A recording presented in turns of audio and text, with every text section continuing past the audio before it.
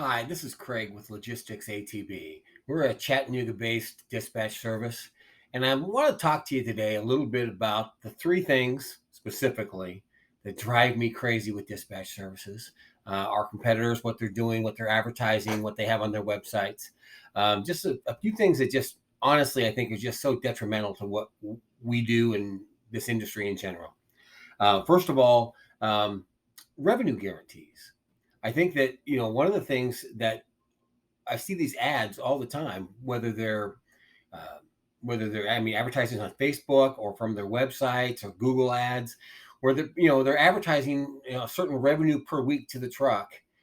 Without knowing any of the specifics about the client or the driver or what they do or how they want to run, and those are such generic numbers. It's just really not possible.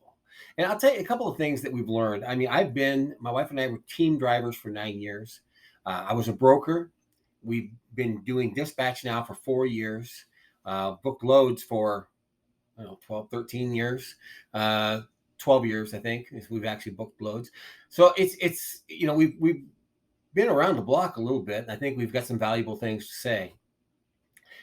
One of the things you'll learn, I really learned this as when I was a broker. I never really understood this when we were driving ourselves because I didn't realize that not everybody worked like we did.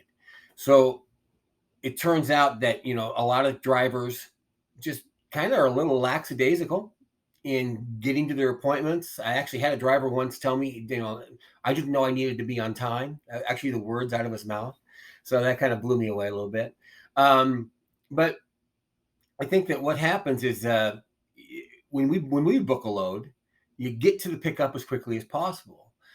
You make the pickup, and then if you've got extra time in the schedule, and you almost always have extra time in the schedule, when we dispatch, when we're looking for loads, we understand hours of service. We understand, we know when the driver has started their clock or whether they've started their clock, and what it's going to take to make this delivery on time. There's lots of times that we don't book a load with a broker because it's not possible to be done legally.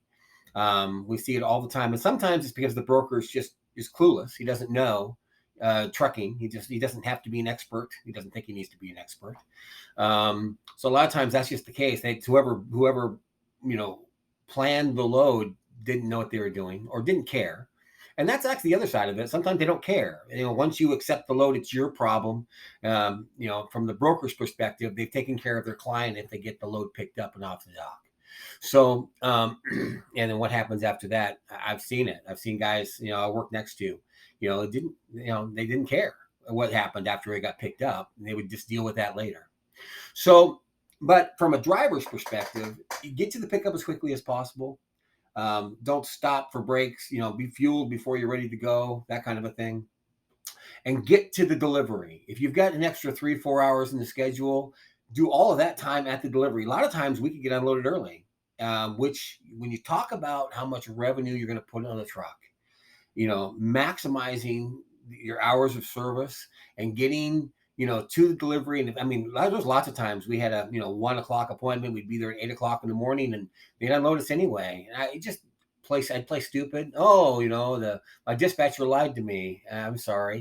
Can you help me out? Kind of a thing. As a driver, we did that all the time, and it worked. Honestly, it worked so often. Now, obviously, with some of the big distribution centers, they won't let you in the gate more than an hour before your appointment. But we would be there an hour before our appointment to get in and get the process started. The idea was to get out of there as quickly as possible. So when we're talking about how much revenue we're going to put on the truck, I need to know how the driver is going to work because we literally have they're all over. They run the gamut of their work ethic realistically, and whether they take it seriously. When we've got a driver that communicates well, tells us when they're at the pickup, when they're loaded, ETAs to delivery, they show up on time, and they do all the things that are the basic. They should be the basics of trucking. They're not, honestly, from our experience, from all the drivers we work with. They're just not. There's people who they really stand out, the ones who communicate well and do what they're supposed to do. So those are the trucks. Those are the drivers that we can just really be aggressive in booking their next load, making sure, because you don't want to be falling off a load because you can't make the pickup.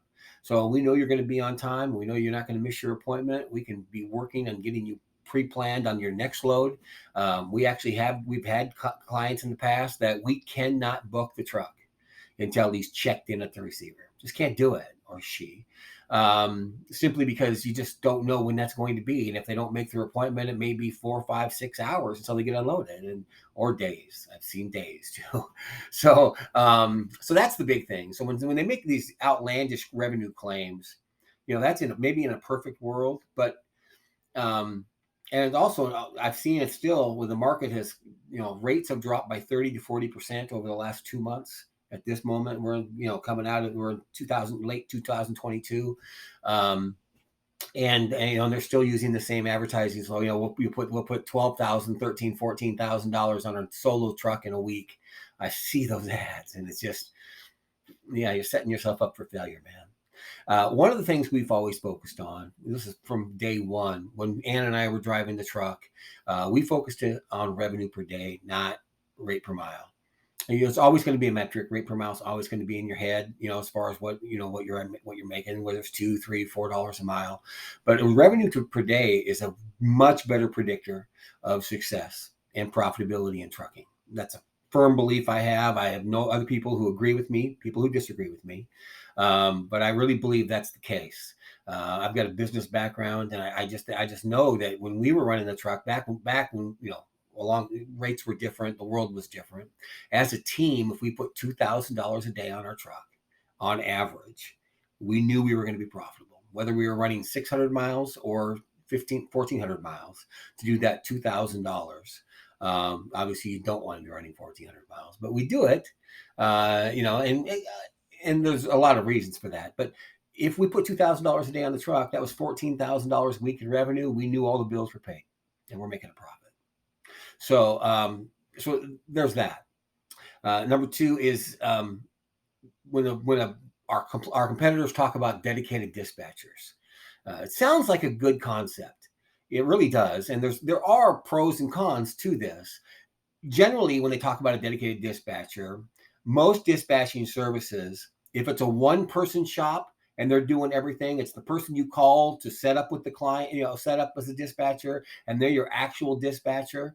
Then that's pretty legit, honestly. The cons on that is that if they're not working, if they're not dispatching right now, you don't have a dispatcher. I mean, you got one person you're dealing with 24 hours a day, and they're probably dedicated to the point that they're going to be answering the phone for you, I'm guessing.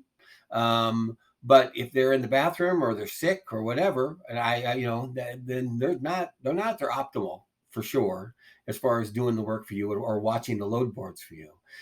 We operate as a team here. So nobody is assigned a truck.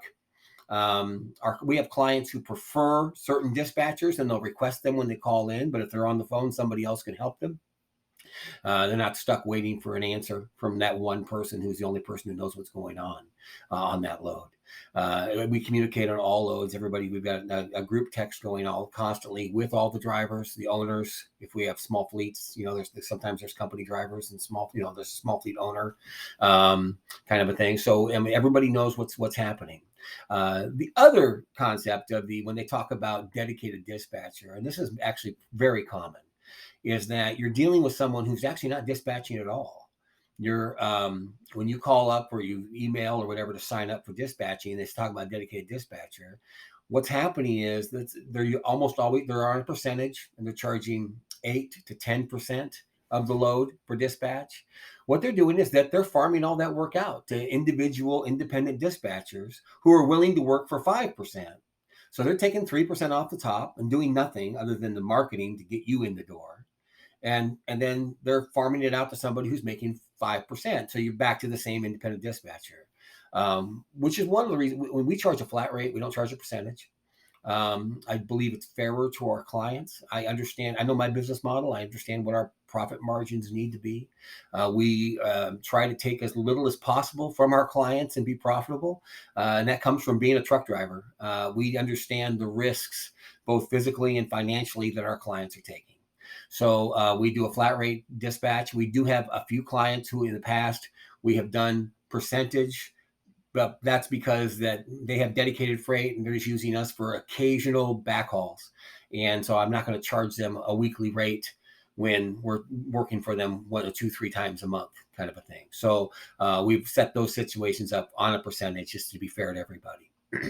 Yeah. Now the other thing too, then, so my third pet peeve is dedicated freight. A dispatch service is not a broker.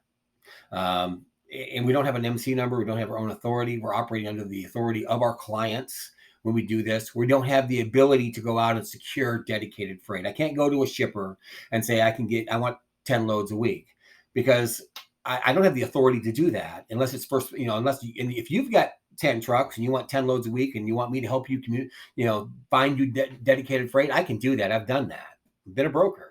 So, I mean, that's something that we definitely could do.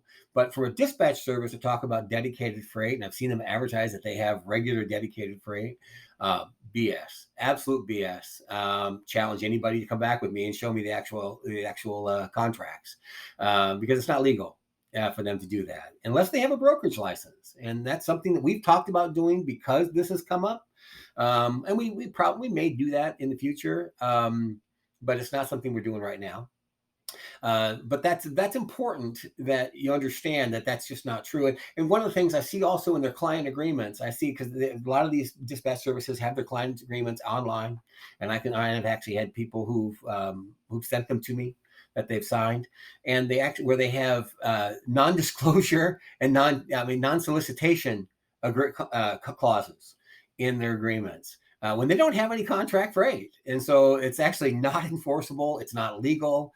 I don't know whether or not, I think sometimes they're not very business savvy people, and they've pulled from contracts, maybe from a broker's agreement or something like that, where this language sounds official. I really think that's where it comes from a lot of times. I don't think it's purposefully deceitful on purpose. I don't, maybe it is.